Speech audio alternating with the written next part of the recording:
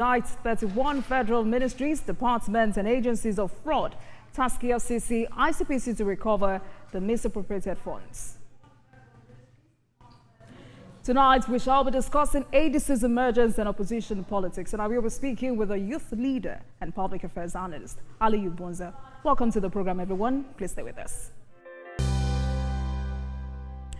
Thank you for staying with us. Now, let's bring you some political developments. The House of Representatives have indicted 31 ministries, departments, and agencies in the aftermath of the adoption of its report of its Public Accounts Committee on the 2019-2020 Auditor General's report. The committee uncovered financial irregularities amounting to more than 103.8 billion naira and $950,000. The lawmakers directed the Economic and Financial Crimes Commission and Independent Corrupt Practices and Other Related Offences Commission to recover the misappropriated funds and remit to the Federal Treasury. Chairman of the committee, Bamdele Salam, presented the report for consideration.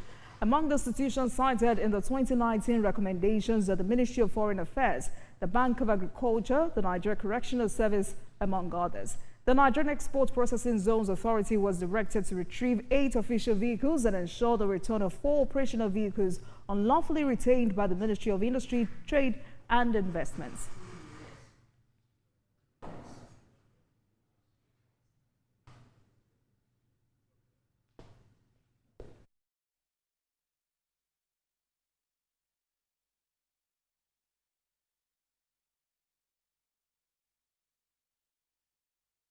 The speed with which you have done this job is also commendable, and the effort and the time you have put in there, it's a lot of job done.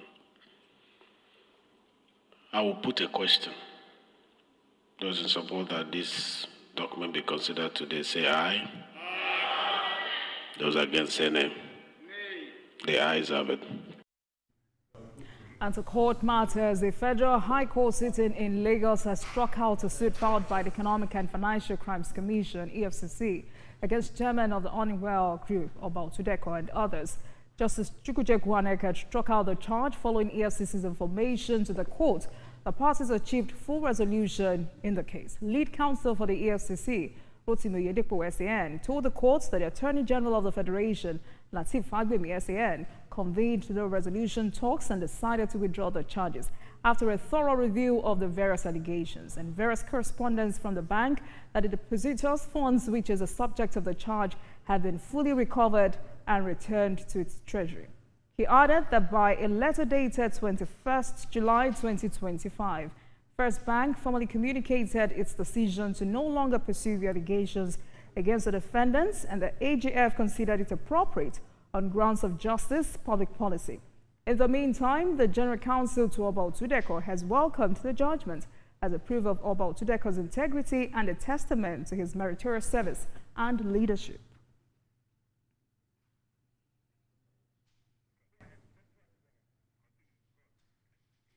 At the Red Chambers, 3 senators elected on the platform of the People's Democratic Party have defected to the All Progressives Congress. The lawmakers Ekong Samson from Akwa Ibom East, Francis Fadansi representing Osun East, and Olubi Fade of Osun Central announced their move in separate letters read by Senate President Godswill Akpabio at today's plenary. They cited internal party crisis, prolonged litigations, and what they described as ideological realignment as reasons for their defection, adding that the APC offers a more progressive platform to better serve the constituents. The defection now leaves Senator Kamorudin Oyewumi of Osun West as the only PDP senator from Osun State.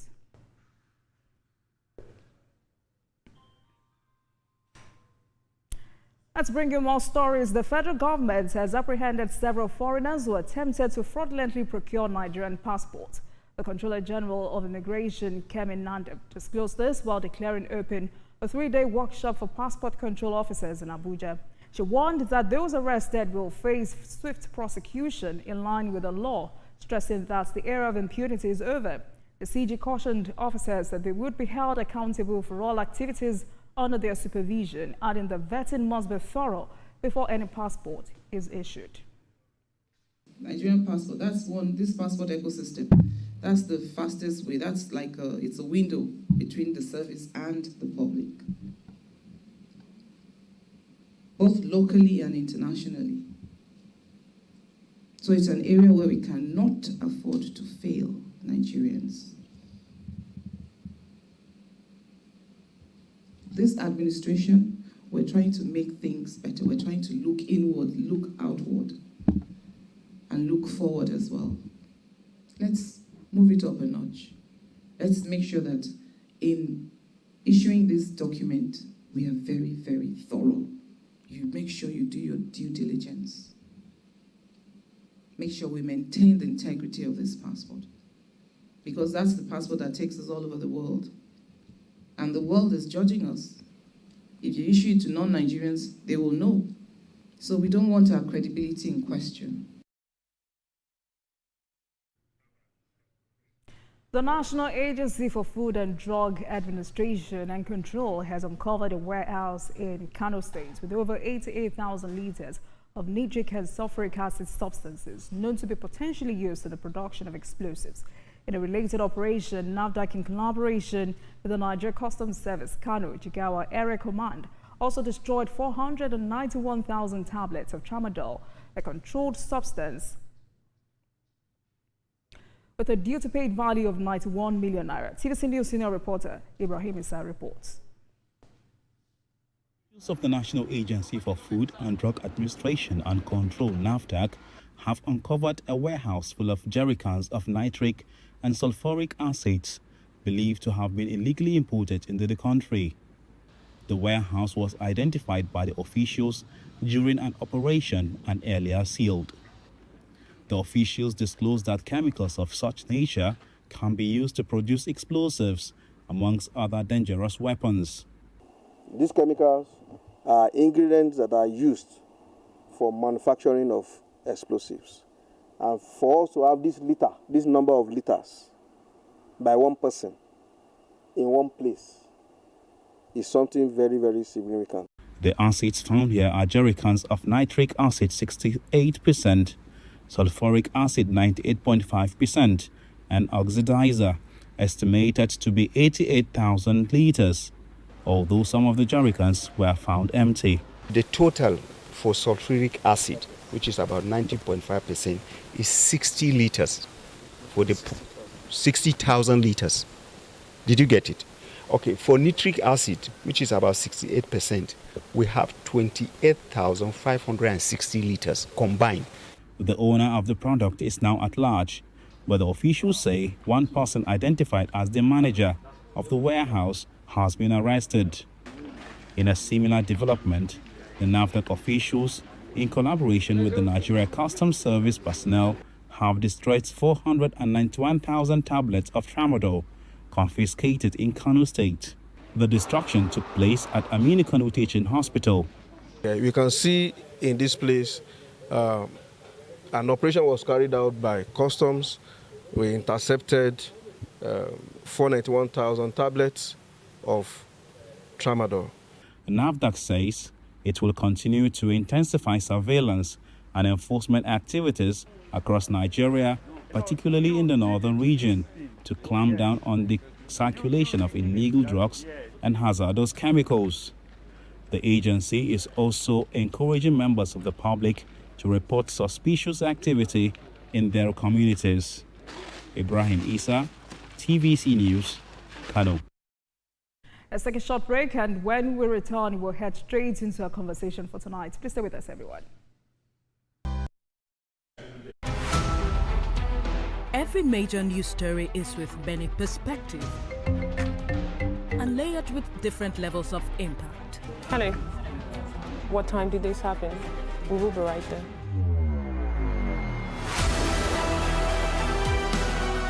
At TVC News, we follow the big and major news, gathering the facts, witnessing the outcome. I am here live at the aftermath of the approval of the new national minimum wage. We are TV Station of the Year, not just for breaking news, but for being first, fair and accurate. TVC News, first with breaking news.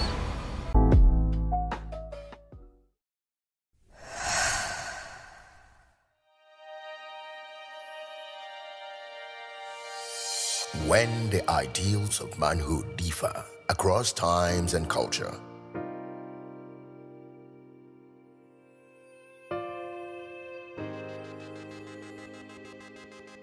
It's of cross-cultural consensus that the traits of the leading man include strength, control, and stoicism.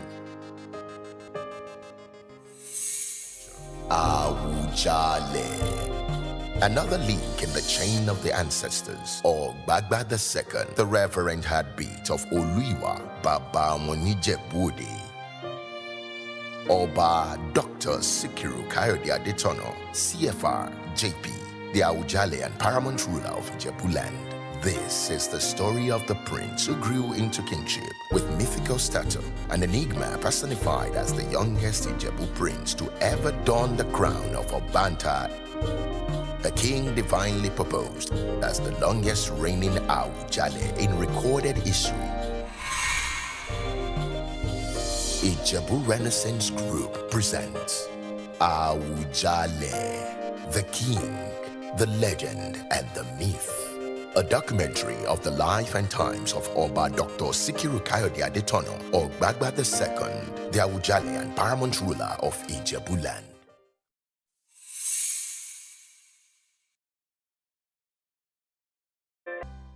Thank you for staying with us. We're turning the spotlight on the African Democratic Congress, the ADC, and its place in Nigeria's shifting political landscape. First, the party has stated that it has no preferred presidential candidate, and clearly political figures such as former Vice President Atiku Abubakar, Labour Party presidential candidate Peter Obi, and former River State Governor Rotimi Amechi are believed to be interested in ADC's presidential ticket in 2027. However, none of these individuals has publicly declared their intention to contest under the party. ADC spokesman Bolaji Abdullahi emphasized that the party has no hidden agenda regarding the selection of a candidate. Abdullahi stated that all aspiring presidential candidates will be given a fair opportunity to secure the party's ticket. But could the ADC emerge as a credible alternative? That's a big question tonight. And joining me on the program to break it all down is a youth leader, public affairs analyst with deep insight into opposition politics and party dynamics in Nigeria, Aliyu Halirubonza. He joins me virtually from Benin Kebbi. Good evening to you. Thank you very much for joining us and welcome to Politics Tonight. Good evening. All right. So today we saw former Governor Rotimi Amechi with some of his supporters. He has vowed to unseat President Tinubu in 2027. Former Vice President Atiku Abubakar also has shown interest in running again. He is officially led to the PDP. He was in Gombe State speaking with stakeholders. Mr. Peter Obi is also showing interest. Former Governor Aregbesola has been seen mobilizing for the coalition in the south. So generally, with the emergence of the ADC in Nigeria's political landscape, what ideology or values set the ADC apart from other political parties? Do you see the party as a genuine ideological alternative or just another party? Well, good evening, viewers. ADC is an upcoming party in this system. When we talk about politics, politics is a game of interest, and that is what our present so-called coalition leaders are into. Most of these coalition leaders, if you look at them, they are a group of unhappy, let me to put it that way, unhappy politicians coming together with anger to fight the present administration. And politics doesn't work that way. We Nigerians were enlightened now. The mindset of our youth has started changing gradually. People always look at your scorecard, your antecedent. Most of these leaders of the coalition, if you talk about former Vice President Atiku Abubakar in Adamawa, former Governor of River State, former Minister of Transport, recently he stepped out of the system 2 years ago. Then Peter Obi, he was a former governor, a former presidential candidate. All of them, they have been in that system. So what on earth are they coming to do different from what they have done? They have been given this opportunity, so we shouldn't be pulling Nigerians. And from about 25 years ago into the system, from 1990, politicians that want to come back into the system, they will keep telling Nigerians, things are not right. They want to rescue Nigeria from their fellow politicians. Mr. Aliru, if you say these are unhappy politicians, what do you say to Nigerians who say the agency's emergence was in response to public dissatisfaction with mainstream parties like the APC and PDP? Yeah, in politics, it's very good in politics to have a strong opposition because it will put the ruling party upward on doing the right things. I'm not disputing that, but you don't do politics with anger. When you are not happy, most of them, if they find themselves in the system, you won't find them in the coalition. Let me tell you, let me give you an instance. There are former governors that wanted to be ministers. They were ministers in this administration. They were not given that opportunity, and that is why they turned their face back from the government and started going around the nation for this coalition. There are former ministers that served for 8 years. They just stepped out 2.5 years ago, and they are coming back now. They're saying things are not right. But I'm sure you've heard some of them say they were marginalized and that the APC has shifted from the core ideals of the founding party, of the founding fathers, rather. Yeah, every aspiration come with manifesto. What are the manifestos of APC? They should tell us. You shouldn't be hiding anything now. This is politics. This is Nigeria. They should open up. Okay, this is what our manifesto, this is our agreement with the present administration. And they have deviated from our agreement. They are not doing so, they are not doing that, and that is why we are doing that. They kept on saying, I saw the unveiling of ADC, of this coalition. I saw that live. They were always, they are just talking that Nigerians are hungry. Every politician wants to take advantage of the masses for them to show sympathy on the masses, so that they can have their support, because the new politics is a game of number and the numbers are the masses. So we shouldn't be deceiving these masses. It's high time we focus on development. Let's focus on this Nigeria. Nigeria is a great nation. We have to come together and build a strong, formidable Nigeria for our tomorrow, not for our today. We have younger ones. As young as I am, most of them, some of them are off to 75 years, 80 years, 70 years. What do they want to come and do? Somebody that is retired, you see, 60 years is enough for somebody to retire and relax and be guiding the younger. So, Mr. Alira, agreeably, politics is a game of numbers. And, you know, the APC has also continued to say the coalition lacks structure. Yet it involves well-known national figures. And over time, I've asked the party spokesperson and other chieftains if this is enough to build a strong national presence before 2027. But as a youth leader and from your observatory point of view, what factors may have contributed to the ADC's increased visibility in recent times? Would you say the party has effectively differentiated itself from the dominant APC and PDP? No, it's just like that, you know. At times, most of the times, when opposition come in newly, people will be more interested on seeing what have they come with. Is it different from the one we have been seeing? And that is why they are making so much noise. And people are kept following their noises, still people are watching them, wanted to know what are you coming with, what are you coming to the game with? You understand? Because let me tell you, for instance, the first coalition, it was in 2015 when led President Muhammadu Buhari and President Bola Ahmed Tinubu come together and said, let us meet together, let us set our differences aside, and let us fight for the governance of Nigeria, for the betterment of our masses. And that is the first coalition. When that coalition came in, everybody kept his interests aside.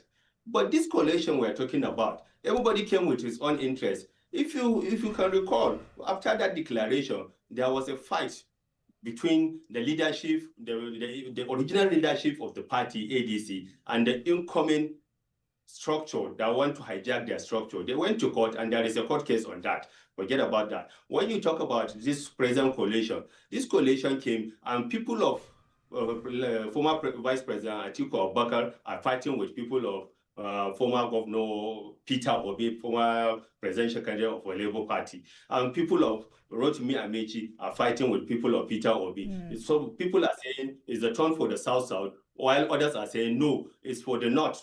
It's the time for the North. So Adamawa is the best candidate and has the best chance of winning the election. If you say you come to coalition, you will keep all your interests aside and focus on what the target is defeating the incumbent administration. So that will lead me to my next question, because I mean, also we've all agreed that Nigeria cannot afford a one-party system. So how can emerging parties like the ADC survive and thrive in a political system, you know, dominated by money politics and political godfathers?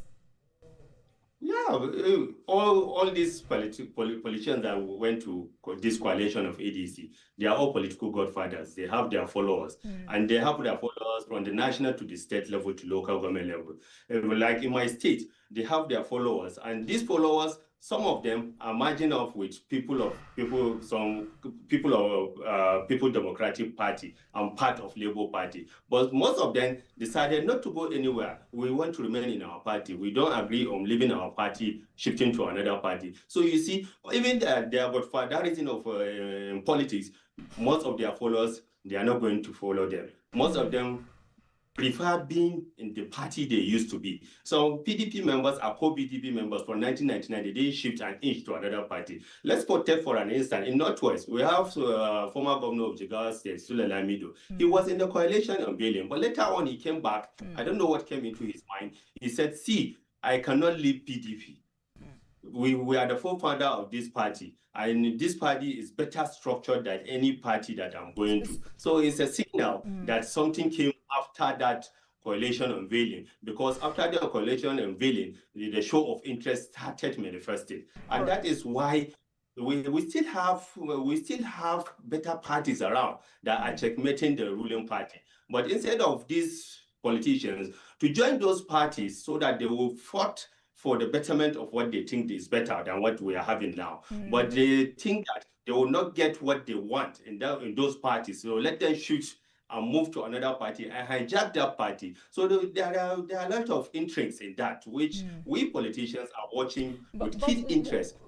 Mr. Liru, would you consider it a fact or an opinion when people say perhaps President Tinubu has not yet built deep trust among northern elites, hence the resistance from people like Babachir Lawal, El Rufai, Tambo, and the likes? Well, they are not the leaders of the North. We have better people that you should have questioned and you should have interviewed. We have leaders in the North. These people are they are within the system. I'm talking about leaders. We saw one of your leaders from Kebbi State, that drain, Abubakar Malami, former Attorney General of the Federation, who has, recently dumped the APC for the ADC. And many are wondering if this move is a personal, can you hold on, sir? If this move is a personal political calculation or just a reflection of wider dissatisfaction within APC in Kebbi State. Were you surprised by his decision, especially given his former position as a key member of the APC? From the beginning of this program, I called them a gathering of unhappy politicians. They are just unhappy with the system because they are not getting what they want. We have, if you talk about leaders, political leaders in Kebbi State, we have a like of former Attorney General Chikamalem. We have hundreds of them that have been there before him and they are still there. So one person, if you pick one person out of hundreds, is not a minus. And so it's just to wake the other leaders of that. Okay, see, this is the interest of, you can't just move. That is a self-interest, self-centered politicians that you are talking about. Because when they were in the system, there are a lot of things that have been happening that manifested when they were in the system, but they matured and we're seeing their negative impact now. But this government is trying as much as possible to tackle all these issues. Instead of talking to join us together. It's not yet. Sadly, we're out of time, Mr. Liru, but as a youth leader, what should be the priorities of opposition parties in Nigeria if they're serious about creating change? Their priority they should keep their individual interests aside. Let them put Nigeria first. Let them come together, reason together, put prepared candidates, people will accept, Nigerians will accept, then they can give a good fight for the ruling party. But what I'm seeing on this coalition, there is nothing too good coming out of it. All right. Thank you so much for your time. It's been nice having this conversation with you. Youth leader, public affairs analyst, Aliyu Halirubonza. Thank you so much for your time. Thank you very much. Right. It's a 30-minute conversation tonight, and so that marks the end of today's episode of Politics Tonight. But before we go, let's tell you that the views and reactions of our resource persons are theirs and have no connection with TVC News. Meanwhile, you can watch the repeat broadcast of this episode at 12:30 a.m. Get in touch with us on our social media handles, Facebook, Instagram, and X at TVC News NG, and at Olajumoke. We're using the hashtag Politics Tonight. We're also on YouTube at youtube.com/TVC News NG. I am Olajumoke Olatunji. Good night, everyone.